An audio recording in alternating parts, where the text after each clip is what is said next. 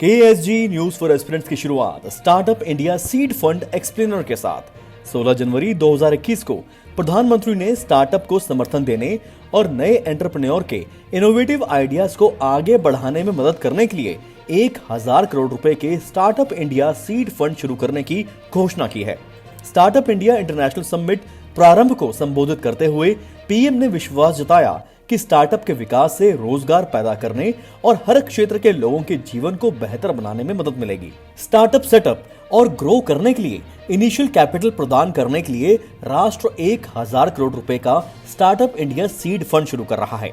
The summit marked the 5th anniversary of the Startup India initiative launched by PM Modi on this day in 2016. The government has been implementing the Fund of Fund scheme to help startups raise equity capital. Bharat में startup बड़े शहरों तक सीमित नहीं है और लगभग 40% budding entrepreneur ऐसे हैं जो टीयर 2 और टीयर 3 शहरों से आ रहे हैं। 2014 में यूनिकॉर्न क्लब में केवल 4 स्टार्टअप थे, लेकिन आज 30 से भी ज्यादा हैं। पीएम ने बताया कि 11 स्टार्टअप ने 2020 में यूनिकॉर्न क्लब में प्रवेश किया था। भारत दुनिया का तीसरा सबसे बड़ा स्टार्टअप इकोसिस्टम है। देश में 41,000 से भी ज्यादा स्टार्टअप है। अगला टॉपिक है इंटरनेशनल माइग्रेशन 2020 की रिपोर्ट। संयुक्त राष्ट्र की एक रिपोर्ट के अनुसार 2020 में अपनी मातृभूमि के बाहर रहने वाले देश के 18 मिलियन लोगों के साथ भारत में दुनिया में सबसे बड़ी प्रवासी आबादी है। रिपोर्ट बताती है कि यूएई, अमेरिका और सऊदी अरब में भारत से प्रवासियों यानी माइग्रेंट्स की संख्या सबसे ज्यादा है। The report International Migration 2020 highlights by the Population Division of the UN Department of Economic and Social Affairs, in short UNDESA, released on 15th January 2021, said the spatial distribution of transnational population varies greatly and India diaspora, the largest in the world, is distributed across a number of major countries of destination. 2020 में भारत के 18 million लोग अपने देश के बाहर रह रहे थे। बड़ी जनसंख्या वाले अन्य देशों में मैक्सिको और रूस के 11 मिलियन, चीन के 10 मिलियन और सीरिया के 8 मिलियन लोग शामिल हैं।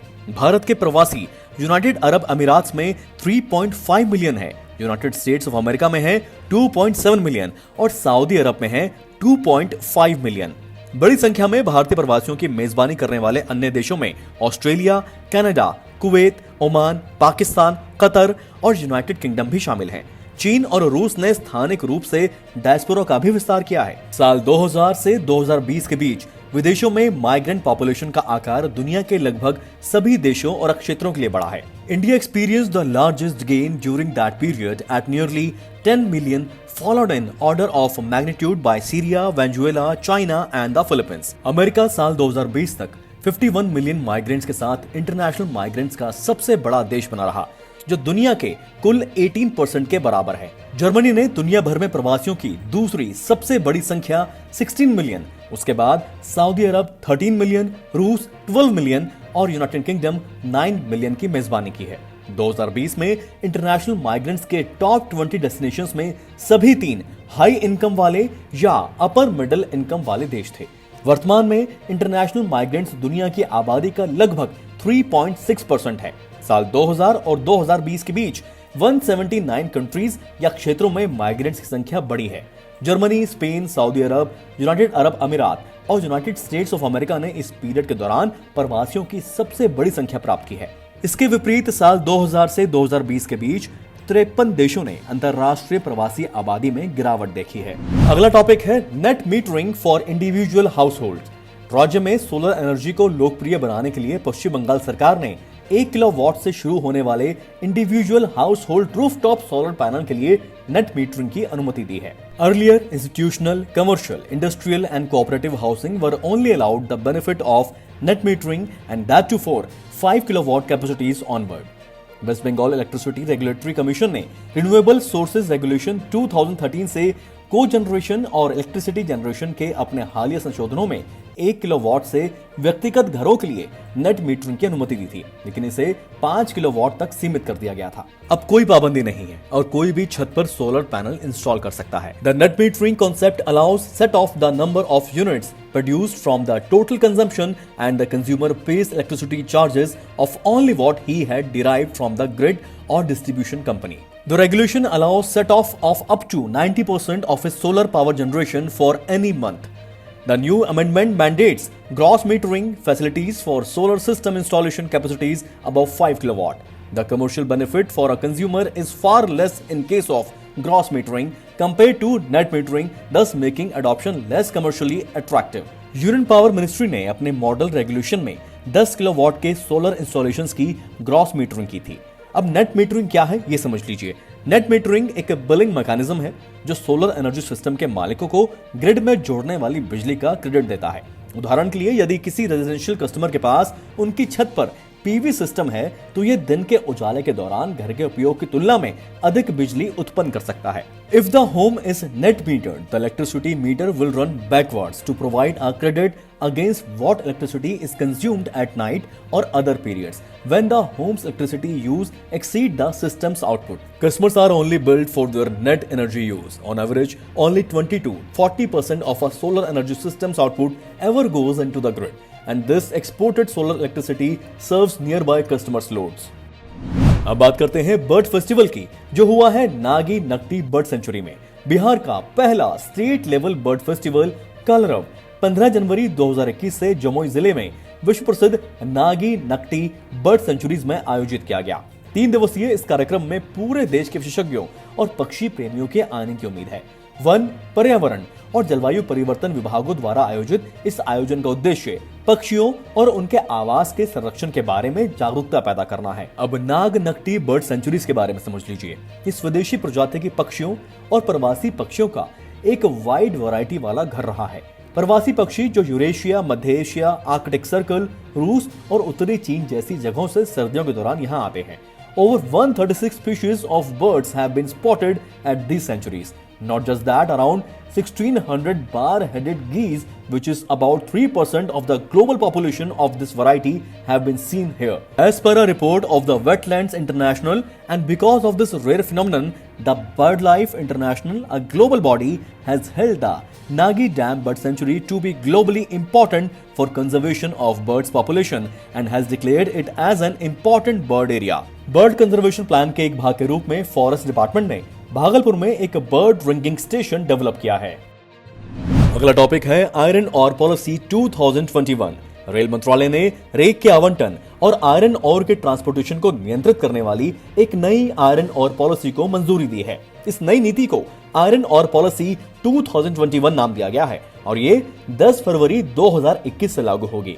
नई नीति के प्रावधानों को centre for railway information system यानी CRIS द्वारा रेक अलॉटमेंट सिस्टम मॉड्यूल में अपडेट किया जाएगा। रेलवे द्वारा डॉक्यूमेंटेशन स्क्रूटनी को हटा दिया गया है। Executive Director Rake Movement of Railway Board EDRM Office Kolkata, which has been sanctioning programs for movement of iron ore traffic, will have no regulatory role in the new policy. Higher priority will be given to the movement of iron ore traffic for domestic manufacturing activity. Allotment और rake के loading के संबंध में पुराने और नए plants को समान रूप से माना जाएगा।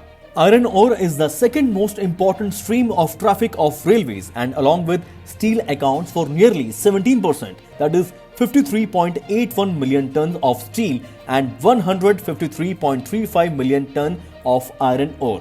Of total 1,210 million ton freight loading of Indian Railways in 2019-2020. Moving on to the next story, the topic is Saksham. With a view to create awareness among the consumers of fossil fuels, Petroleum Conservation Research Association, in short PCRA, Ministry of Petroleum and Natural Gas launched Saksham, a month-long campaign highlighting the adverse health and environmental impacts of increasing carbon footprints. Consumers में cleaner fuel के प्रति जागरूकता बढ़ाने और fossil fuel का इस्तेमाल बुद्धिमानी से करने के संदेश के साथ सक्षम कैंपेन चलाया गया है। इस कैंपेन से 7 इंपॉर्टेंट पॉइंट्स के बारे में जागरूकता फैलाना मकसद है, जो सामूहिक रूप से ये भारत को स्वच्छ ऊर्जा की ओर ले जाने में मदद करेगा। The key drivers includes gas based economy की ओर बढ़ना, जीवाश्म ईंधन यानी फॉसिल फ्यूल का क्लीनर उपयोग करना, जैव ईंधन चलाने के लिए घरेलू स्रोतों पर अधिक निर्भरता, निर्धारित समय सीमा के साथ रिन्यूएबल टारगेट्स प्राप्त करना, डीकार्बोनाइज्ड मोबिलिटी बढ़ाने के लिए इलेक्ट्रॉनिक वाहनों का उपयोग बढ़ाना और हाइड्रोजन जैसे क्लीनर फ्यूल का उपयोग बढ़ाना, सभी एनर्जी सिस्टम में डिजिटल इनोवेशन करना। कलरीपायट्टू एक बार फिर से खबरों में है। आइए जानते हैं क्या है खबर और क्या है इसके मायने। केरल के मुख्यमंत्री पिनाराई विजयन ने रिनोवेटेड क्राफ्ट्स विलेज के उद्घाटन के दौरान 16 जनवरी को कलरीपायट्टू अकेडमी का सिलेबस जारी किया है। आपको बताते हैं कलरीपायट्टू के बारे में विस्तार से। देश की सबसे पुरानी जीवित मार्शल आर्ट मानी जाने वाली कलरीपायट्टू की विरासत 3000 से भी ज्यादा साल पुरानी है। केरल की राजधानी में एक एकेडमी की स्थापना के साथ इसकी लोकप्रियता में वृद्धि होने की उम्मीद है। Lessons in one of the most famous combat style in the world will now be taught at Kerala's tourism's Vellar crafts village and road to Kovalam. गांव में 3500 स्क्वायर फीट की अकादमी पर 2 महीने में काम पूरा होने वाला है। कलरीपायट्टू, जिसे कलारी के नाम से भी जाना जाता है, एक भारतीय मार्शल आर्ट और फाइटिंग स्टाइल है जिसकी उत्पत्ति केरल में हुई थी। इसकी उत्पत्ति कम से कम 3री शताब्दी ईसा पूर्व के बीच हुई थी। कलरीपायट्टू में strikes, kicks, grappling, preset form, हथियार और उपचार विधियां शामिल हैं। कलरीपायट्टू के चिकित्सकों के पास मानव शरीर पर प्रेशर पॉइंट्स का गहन ज्ञान है और ये आयुर्वेद और योग के ज्ञान को शामिल करने वाली उपचार तकनीक है। भारत के अन्य हिस्सों के विपरीत केरल में योद्धा सभी जातियों के थे। केरल के समाज की महिलाएं भी कलरीपायट्टू में ट्रेनिंग लेती थी और आज भी ऐसा करती हैं। KSG न्यूज फॉर एस्पिरेंट्स के आज के बुलेटिन में इतना ही। हमें उम्मीद है ये सभी खबरें आपको अच्छे से समझ आ रही होंगी। हमारा मकसद यही है कि इंपॉर्टेंट करंट अफेयर्स आपको शॉर्ट, क्रिस्प और एग्जाम ओरिएंटेड वे में आसानी से मिल जाएं, आसान भाषा में मिल जाएं। कोई इंपॉर्टेंट वीडियो आपसे मिस ना हो जाए, इसीलिए अगर इस चैनल को सब्सक्राइब नहीं किया है तो अवश्य कर लें। Thank you, God bless.